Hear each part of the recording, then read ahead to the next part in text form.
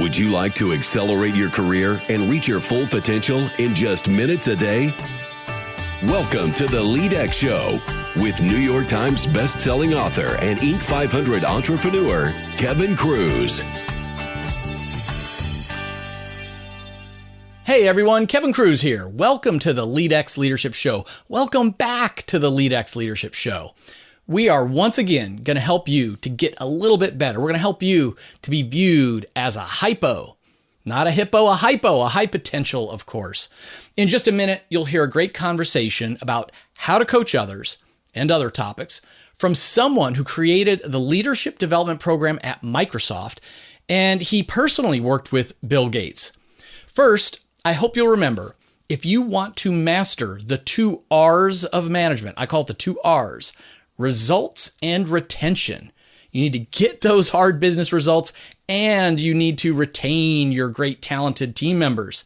Just check out the LEADx Academy at leadx.org. Our quote of the day is from the Dalai Lama, my go-to. Our prime purpose in this life is to help others. And if you can't help them, at least don't hurt them. I actually think about that quote quite a bit. It's like, you know what? Try to help everyone. If you don't want to help anyone or you can't help anyone, just don't get in their way. Just don't hurt them. Now, our guest today brings a rich background to the challenge of coaching senior executives. After earning his PhD in differential psychology in 1979, University of Minnesota, he plunged into a career of teaching, research, and consulting. But then, 1993, he left tenure and joined the Microsoft Corporation as general manager, corporate HR. That was back when they were still fairly small and then just took off with explosive growth. From 93 to 2001, he was the architect of Microsoft's executive and leadership development efforts. During that time, he had the opportunity to coach many of the company's most senior leaders and fast-rising stars. His leadership course, designed to resonate with the pace and pressure of Microsoft's culture, has been delivered to Microsoft leaders around the world. Currently, my guest is president of the Oceanside Institute. My guest is Dr. Douglas McKenna. Doug, welcome to the show. Thank you, Kevin. I'm glad to be here. Now, on the LEADx Show, I've got this funny tradition where it doesn't matter who the guest is, I always start with the same first question. I've got so many young leaders in the audience. So the question is, what leadership advice would you give to a first-time manager?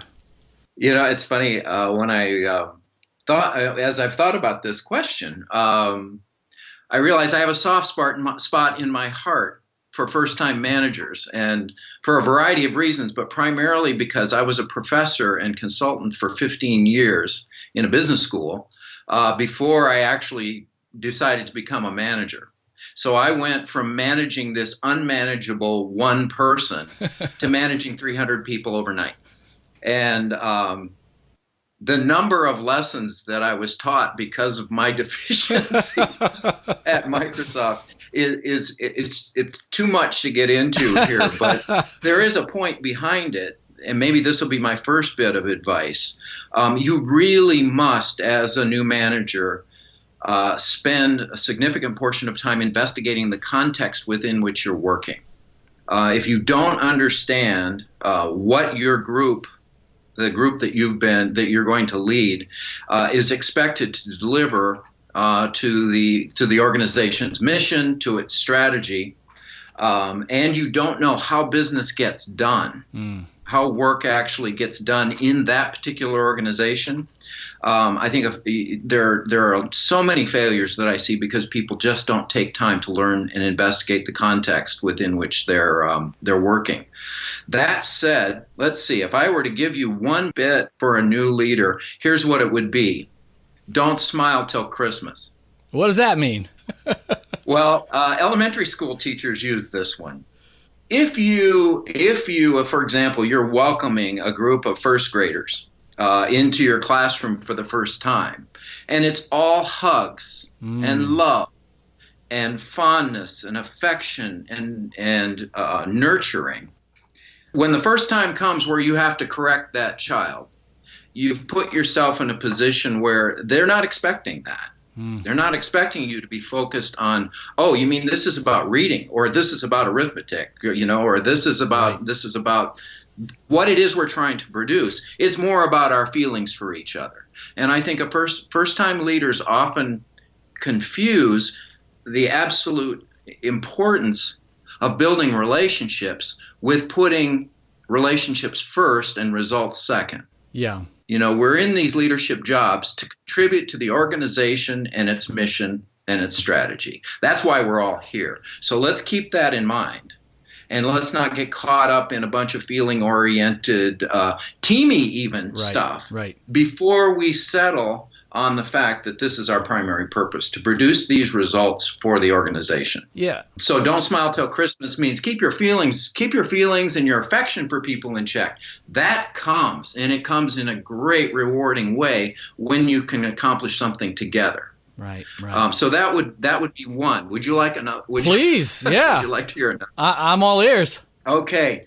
I think it's absolutely critical for a new manager, beyond getting clear about the results that you have to deliver and how those contribute to the organization's mission and strategy. I always ask my first-time leaders, I want you to create a map of the people that you're going to have to work with to deliver these results. Now, in general, there's a variety of categories that we could just immediately name, but one would be, of course, our boss. So the upward direction of relationships, the peer relationships, which is really, when I moved into my big management job, it was peer relationships that turned out to be both most beneficial and most problematic. And then you have the people that work for you. You have the groups that that deliver work to you. You have groups that receive it from you. But a map, Kevin, with actual faces, people on it. Because then you understand that one thing we have to understand is that organizations get things done through people. I know you said this in one of your critiques of a variety of leadership definitions. If they leave out people, they leave out the essence of the organization. Right. So I always say to my first-time leaders, you have to know which relationships are key, and you better get started in a very disciplined way, one-on-one, to work with those people and strengthen those relationships for two purposes. One is for the intelligence that you can gather from them.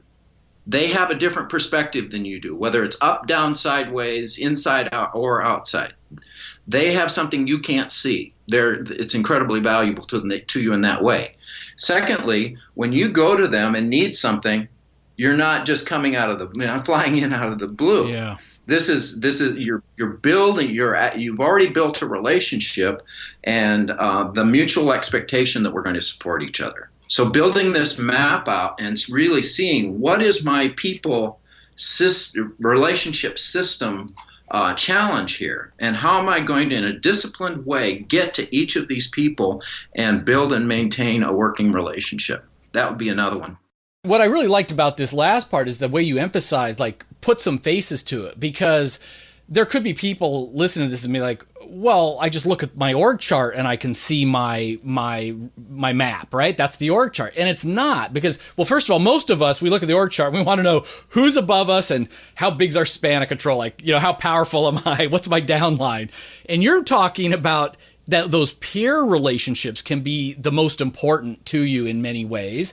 And then to not think about titles and boxes and lines, but these are faces, these are people. And when it comes down to it, you ain't getting nothing done unless you've got relationships built, now and for when you need them in the future.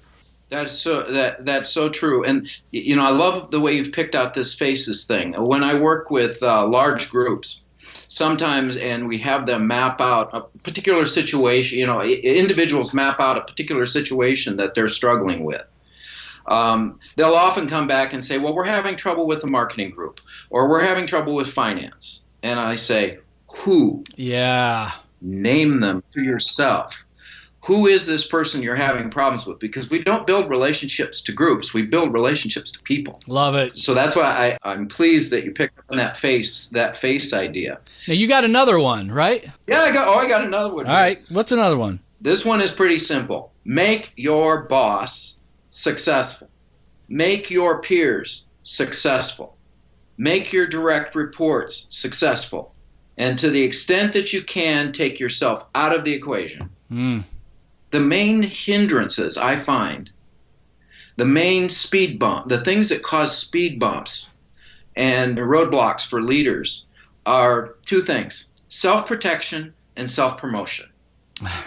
Okay. And I worked in an organization. I worked at Microsoft when we were very young. I started, actually, my first contact with the company was when there was only 400 people there. Wow. And I was a consultant then for 7 years. By the time I left, oh boy, I joined after 7 years and then spent almost another 10. We were at 96,000 people. Oh my gosh. So it was a time in which we really, really had to build strength into every level of leadership in the company. Hmm. And that was the great fear, was that this juggernaut was going to collapse under its own weight with a bunch of 26-year-old managers who didn't know what they were doing. And so our job was to come in and try to help them get both the strengths, the flexibility, the alignment with the organization, and the endurance to get through this thing. Self-protection and self-promotion really got in the way of doing that. And emotion ran really high in that great startup. Yeah. And so a lot of times people would get nervous and they'd start to get defensive about their positions. And the minute they would pull back into that, their picture of the relationship system, of the mission strategy, everything shrinks Right. down like this. And the only way to expand is to step back out of your own sort of self-reference. Right.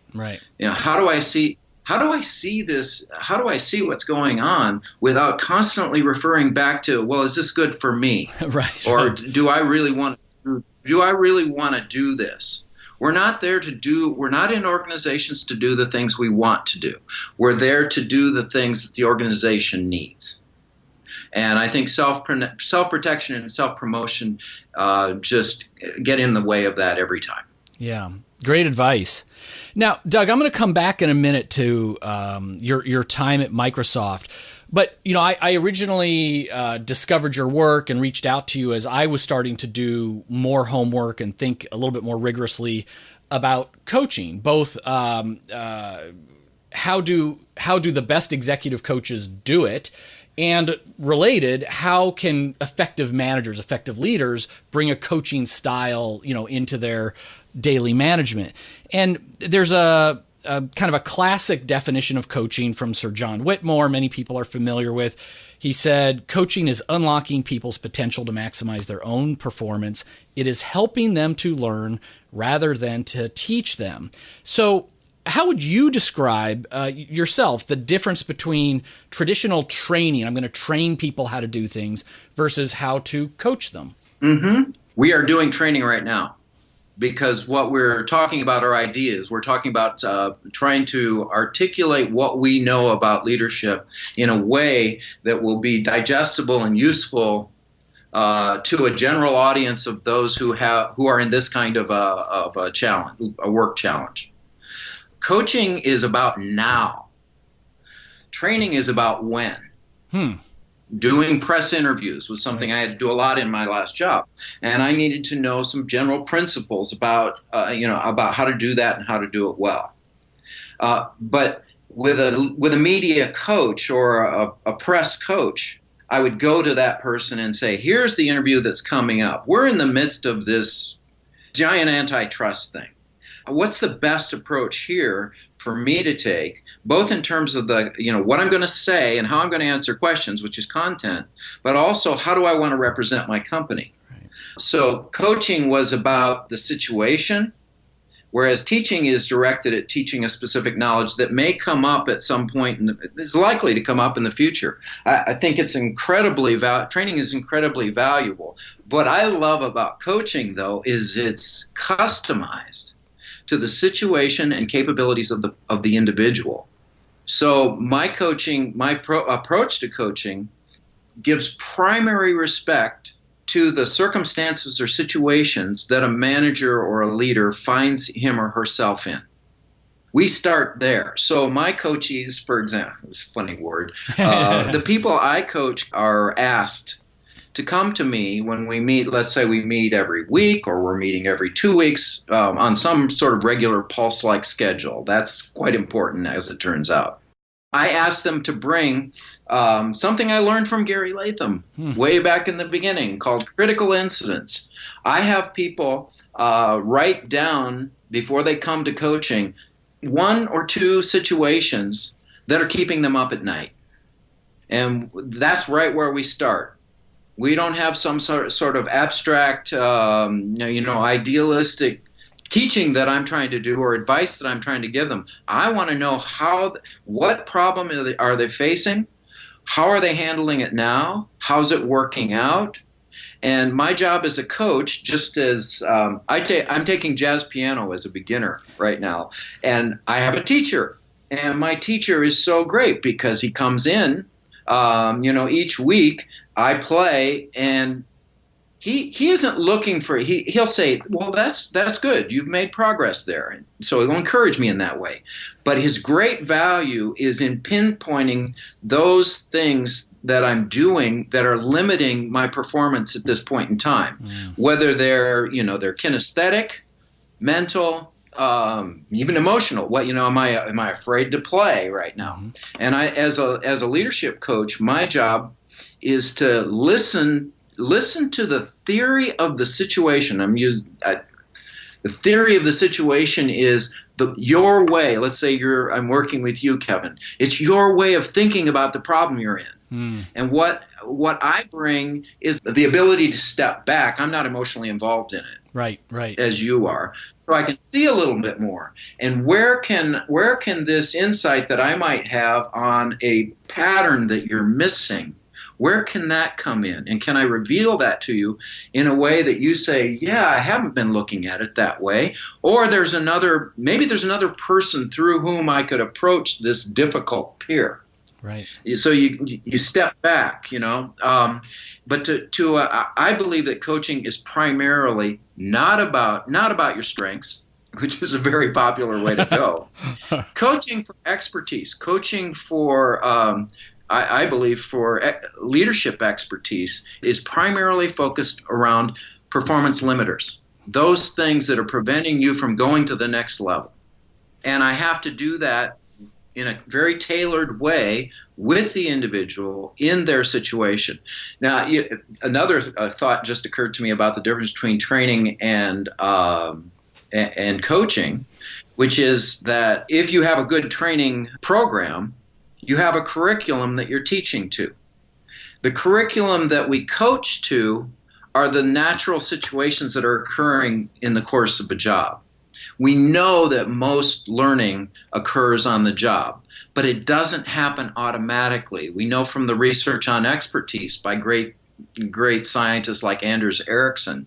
We know that that situations are your curriculum. They provide you with a real-time opportunity to figure out what it is that you're not doing as well as you possibly could, and raising your level of performance. So it's very situational. The curriculum is what you're already dealing with. So I guess that's my thinking on the difference between coaching. Well, there is one more aspect of that. One thing I always do with my coachees, let's say we're in an hour-long coaching session. We're at minute 45.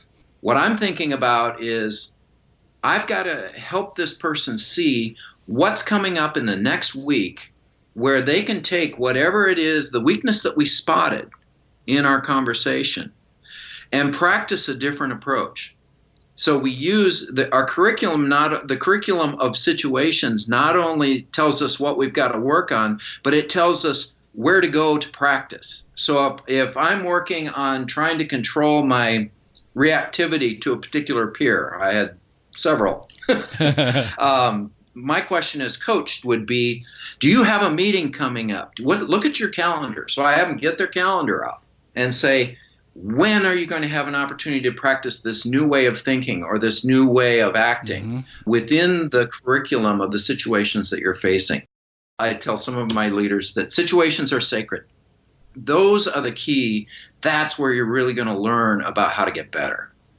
So, Doug, let me ask you, you talk about, in minute 45, I will look for what's coming up. We're getting to some process things, which just tease up sort of the next question, because in doing my research, there again, classic, very popular coaching model is called 4-step model called GROW. The G is goals, then there's resources, options, and then will, or the way forward. And it's funny, as I speak to a lot of people who have been coached, who have executive coaches, it's almost split. About half of the people I know, they've gotten a lot out of the experience. They've enjoyed having a coach. But just as often, I will hear the feedback saying, it drives me crazy. All they do is ask me questions. I just want the answer. I just want to get better. And as I've talked to many executive coaches who follow the GROW model, they're not saying, hey, what's keeping you up at night? What's bothering you? It's sort of like, set your goal. And I'm supposed to, say, I want to be a better presenter. And then they'll make sure it's specific. By when do you want to become a better presenter? What will that look like? What will that, all these things. Right. When I get to my options, there's the, and I do use this question myself with some, in just conversation of, and what else? You just keep getting them to dig deeper on their options. But these coaches tell me, it's all about just questioning. Everything comes from this question, and it's guiding. You're suggesting something different. You're saying, look, we're not identifying strengths and coaching to their strengths. We're not saying, hey, pick a goal, any goal, and I'll ask you a bunch of questions to help you come up with a plan. You're saying, right, where are you going to derail, or what's troubling you, or where are you getting some feedback that we can explore together. So tell me, what are your thoughts on this GROW model, and what's more your traditional process? There are so many models out there that are useful. And I certainly think goals, resources, options, and will or way forward. By the way, the one part of that I like the best is the last one, yes. Will or way forward. So I like this model. Just thinking back on your work, and how you emphasize, if you leave out people, you say it's a process of leadership is a process of social influence, and others are absolutely key in that. I look at goals, resources, options, and way forward, and I see a fairly mechanical kind of. I don't want to be critical, because I'm sure it's very useful. But not all models and definitions of leadership are equal. There's a lot of good ones, but some lack the connection to the actual problem. Yes. And that can actually be helpful. You could think of the GROW model, for example, as 4 coat hooks in a closet. And as I'm thinking about my situation as a leader with my coach, maybe first I can see, well, what are my goals? Right. I'll hang them on the first one. So it reminds me that I need goals. I need to be reminded that there are resources. So that's coat hook number 2, number 3, and so on. So you go to options and will or way forward. Right. So it's a way of organizing your thinking about the problem that you're in. I have a little different way of organizing that, and I've called it the lead where you stand method. And lead where you stand. And once again, Kevin, I know you've written about this, so I'm piggybacking on you. But lead where you stand tells us that leadership is not about title. Leadership is not about power. Leadership is not about experience or age. I think of leadership in general, just defining it very broadly. A leader will provide a positive presence in the interest of progress at work, at home, and in their community. Love it. So I'm not thinking about job title, certainly. Right. Maybe I'm an 18-year-old whose mom and dad who have just divorced. Could I be a leader in this situation when mom and dad are at war with each other? That's the kind of situation that really calls to a person because they want to be better in situations with people they care about. So lead where you stand is it's a process of social influence wherever you find yourself, whatever organization, whether it's family, a community organization, or even at work, of course at work. But after my years at Microsoft, actually in my early years at Microsoft, I discovered some things that called me to you've got to have a different way of approaching this problem. One of the things that characterized our company early on was the intensity and passion and drive. I just read an interview with Bill Gates and Warren Buffett the other day, and Bill said, I was a zealot. I didn't believe in vacations. I didn't believe in weekends. I knew every employee's car license number so I could tell who was still at the office and who was gone. That's the environment that I went into.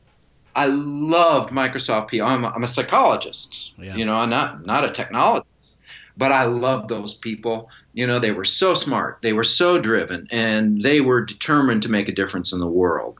And clearly, those folks were able to do that. But with that intensity came a level of emotional reactivity and anxiety and uncertainty that really triggered that triggered people's sort of instincts towards self-promotion and self-protection. And so as a result, when I first looked at this situation, I thought, well, how, maybe we could develop like the other big companies, IBM and so forth. Maybe we could just develop this giant training curriculum. And I said, no, how are we going to teach people to deal with the emotional pressure that they're under every day to perform, to be the smartest, to have good ideas, to finish things, get results, and so on.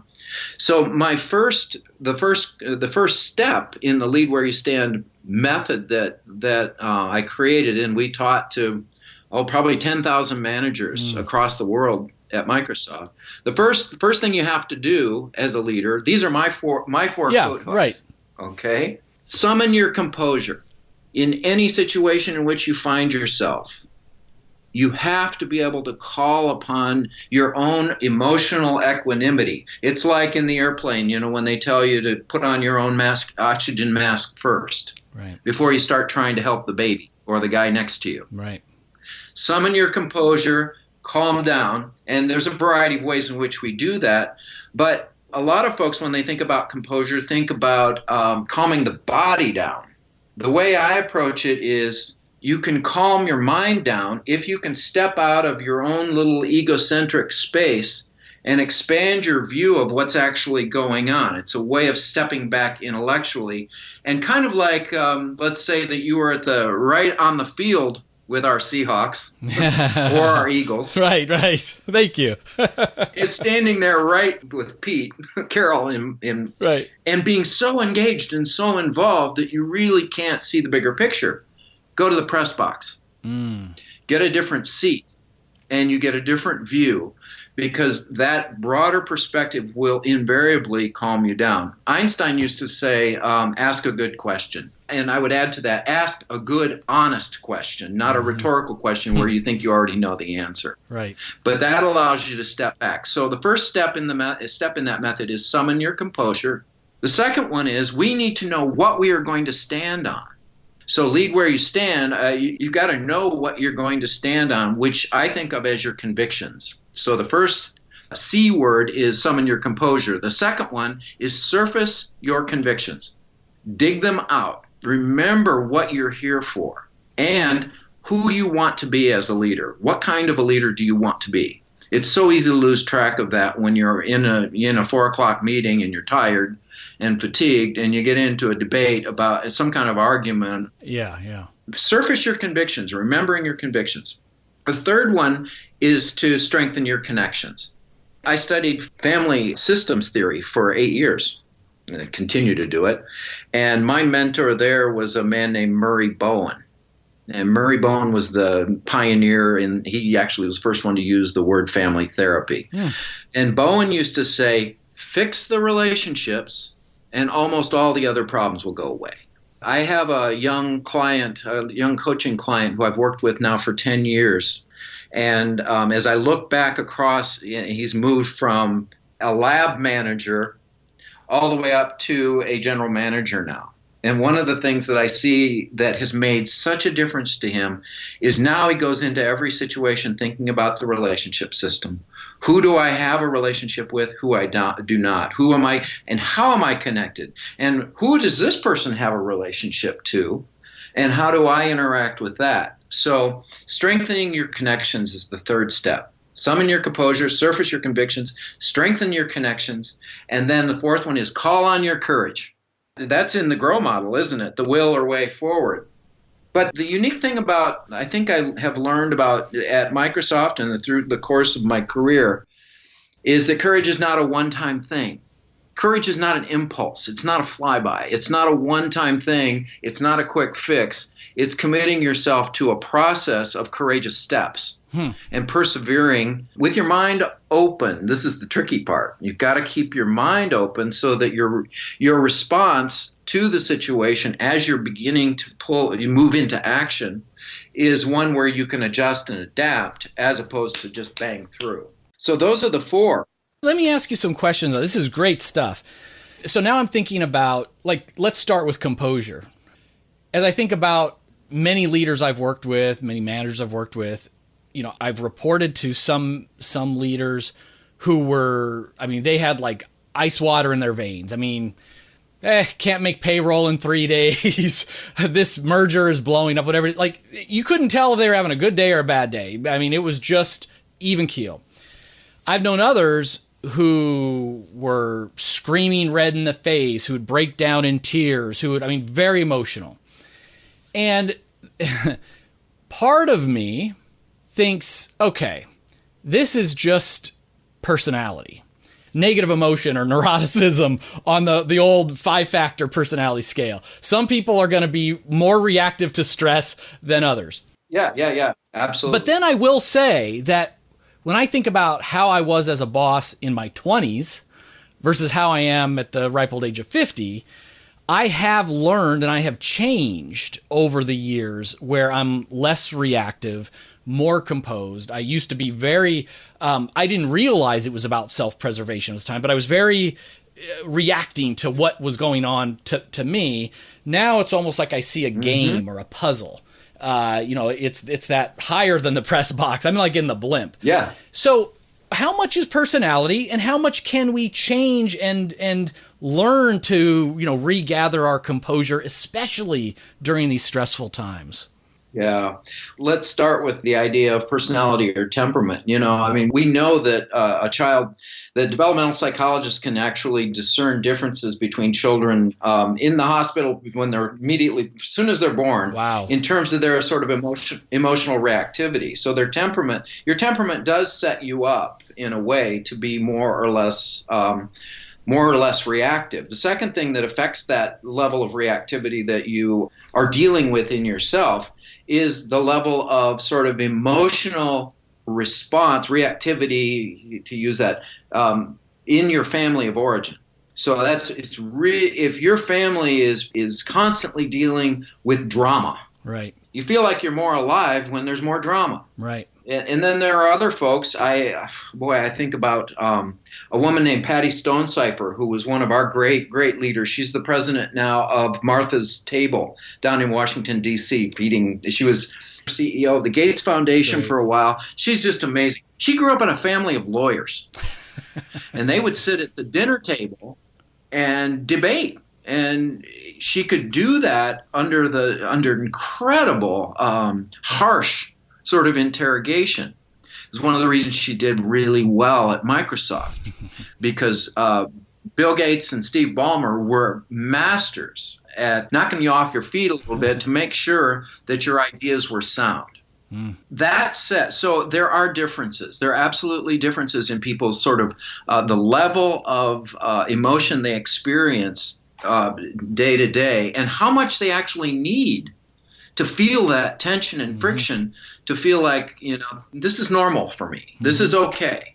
But my experience has been that for the level that most of us are comfortable with, the level of emotional reaction that gets sparked in organizations around our own defensiveness, defending our own ego, and thinking, I got to make a mark here. I got to be the one to get ahead. I got to get ahead. It's a competition.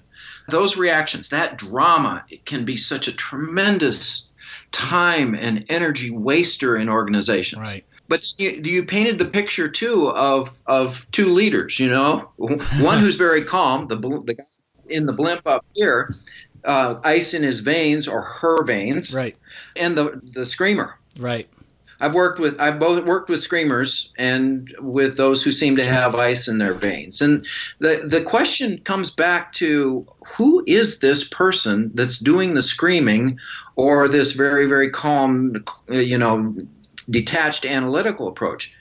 A fellow at Microsoft named Dave Thompson, who ran development, used to say this great things. He said, I scream, I yell sometimes, but as long as people know that you're about results and not about trying to get ahead yourself, you can get away with that.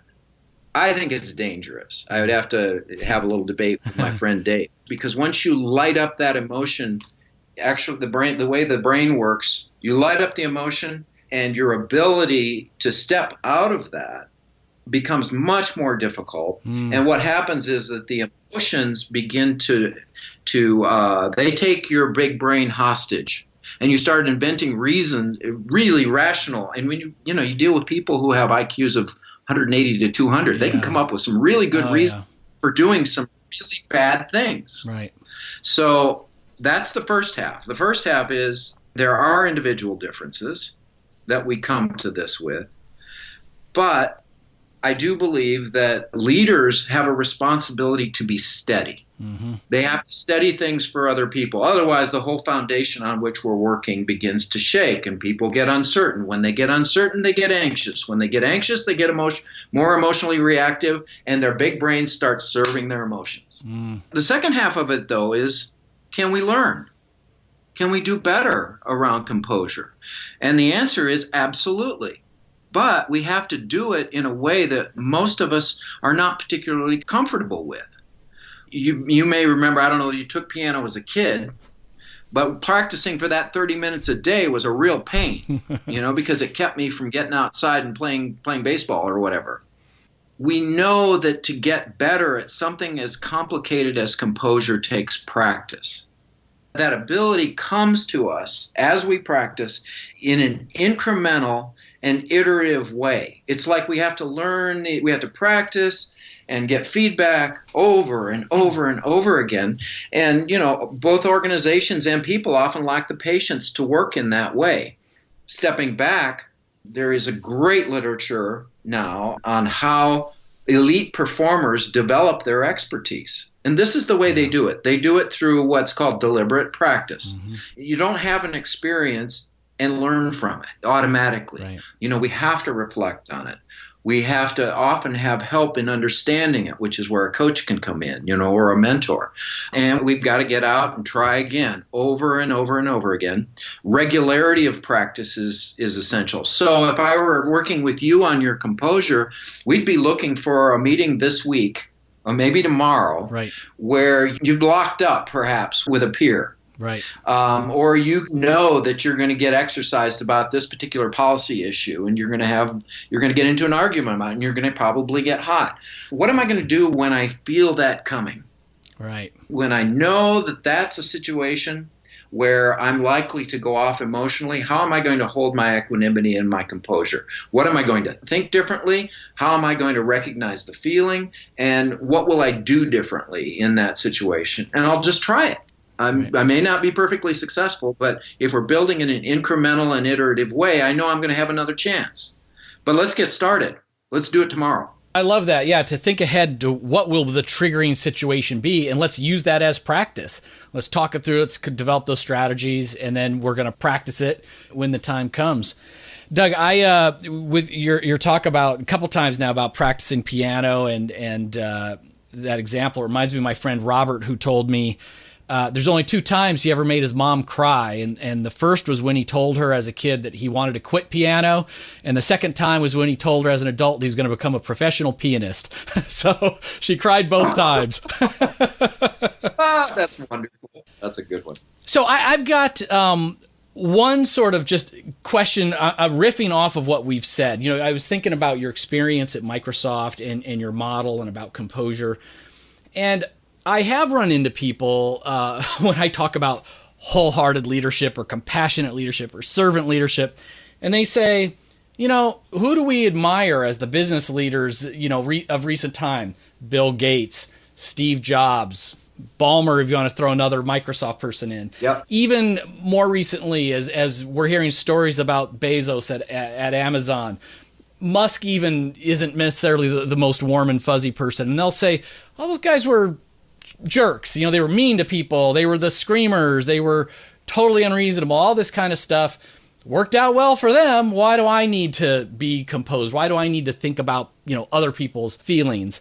I'm curious that, there's a part of me that thinks, well, on my entrepreneurial days, I will say how you started, which is it's about results in relationships, but results do have to come first. So if you're getting those results, it can mask being bad at relationships. Mm-hmm. Other times I think maybe they could have been even greater or succeeded faster if they had balanced with the relationship stuff, if they had been more composed in their approach. How would you argue, or what would you say to people who look at those role models and don't really see composure or the warm and fuzzy side? It's so funny. I've been asked this question so many times because I did work with and for Bill. One of the things that, and I know in Walter Isaacson's book on Steve Jobs, for example, the impact of Steve's personality and expression of that personality on people, Isaacson describes that pretty well. I can describe it personally because of the firsthand, the times when I have had Bill Gates say to me, as he said, although in the beginning I didn't know this, that is the stupidest thing I've ever heard. And when you've got the guy who is building this marvelous company, my respect for his intelligence he's so far beyond anything that I can think of.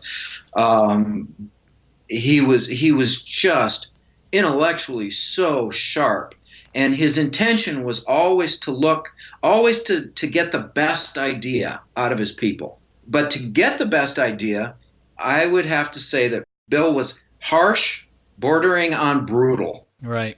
Here's how I reacted the first couple times that I was on the receiving end of that. I shut down. Right, right. I was looking for an escape hatch. And part of my challenge was I'd come out of an academic environment where you have different kinds of arguments. Right, right. But they don't usually end up in people yelling at each other and the kind of passion where the stakes are immediate, Right.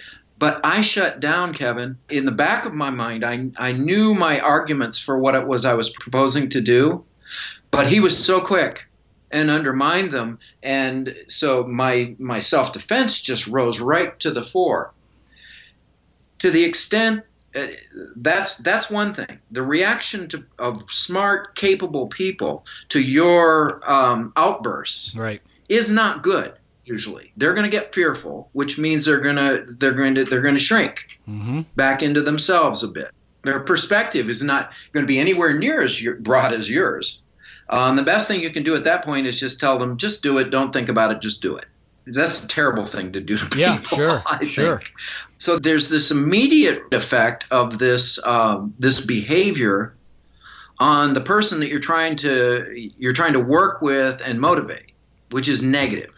And he just didn't have the patience at that point in time, to sort of lean in gently and tease out what it was that you were thinking about. Yeah. I know from watching him over the years since I was there, he's learned a lot. He wasn't a dad when I was there, and he also has an amazing spouse. Melinda Gates was, I think, perhaps one of our absolute best managers at Microsoft. Wow. She was great. Yeah.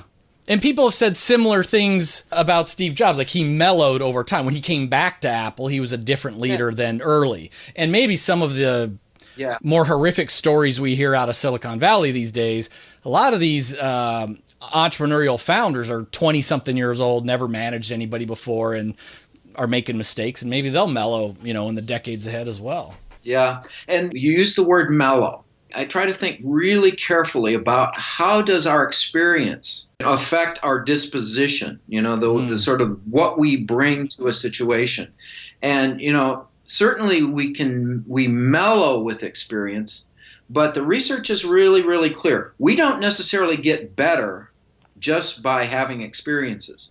Experiences have to be digested. An example would be the research that shows that surgeons, right out of their residency, they get better for the first 2 years, and then they plateau, and then they begin to drop off. So for example, my mother had back surgery, and they got a couple of opinions, and I tried to prompt her with questions. The one question I wanted her to ask her doctor, the potential surgeon, was, now I know you do 8 of these a day, and you've been doing them for 20 years, but how do you go about making sure that you're learning from each one? Because we know the research. The research says that most surgeons don't get better. They think they're better, right? But they're not getting better because they're not reflecting and digesting and capturing the lessons of that experience. So mellowing may happen, but you may be just mellowing and not really getting better. Yeah, that makes sense. Doug, we could, I call myself a leadership geek, so don't take it the wrong way. I can see another leadership geek. We geek out on leadership. We could go on, and I'm going to have you back so that we can do more follow-up things. But for now, tell our listeners, how can they find out more about you and your work? We have a website, Oceanside Institute.org. They can visit us there, and there's contact information there. So, and I welcome letters of inquiry from people. I love situations. I'm not particularly interested when somebody tells me, hey, how am I going to develop my composure?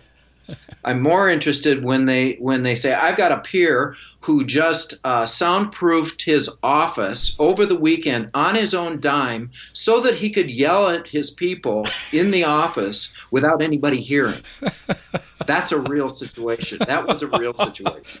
Okay? And that's the kind of stuff I like to deal with. Doug, you said you weren't going to report my case to you on the air. I'm afraid I violated that agreement. That's crazy. People are actually, let me just cover up that behavior. I just need more soundproofing. I don't need to change. Yeah, can you imagine? But I just love hearing about those situations. So if people are out there, your listeners, and they want to inquire, please just go to the website. I'm really working on this model right now, and situations that people that come to the website have always strengthened my thinking about the model. So I would welcome their inquiries. I think that's great. It's great, very generous offer as well. We'll make sure we put the link in the article and show notes everywhere that this goes. Doug, thanks again for coming on to the LEADx show. Oh, thank you, Kevin. It's been a delight.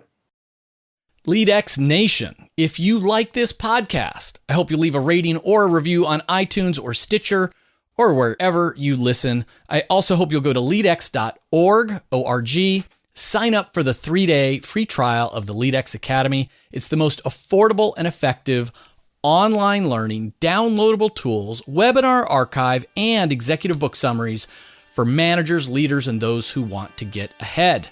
It's the best stuff you'll ever see. Remember, leadership is influence. You are always leading. How will you lead today?